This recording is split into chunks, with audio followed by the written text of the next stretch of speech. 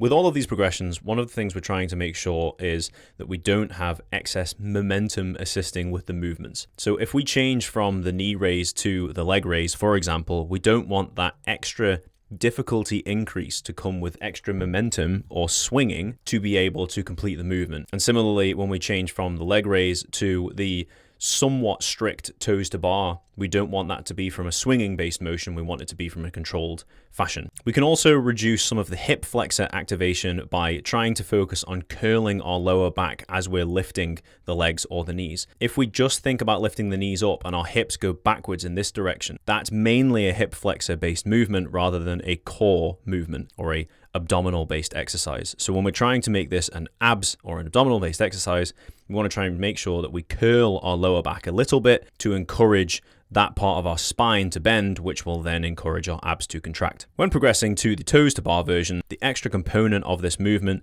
comes from the lats having to do a lot more work to be able to lift this part of your torso up against gravity. So when you get to here, it's essentially a leg raise. But when you get to this point, it is the lats that have to aggressively contract at the same time to encourage the rest of the body to be able to be lifted into this position.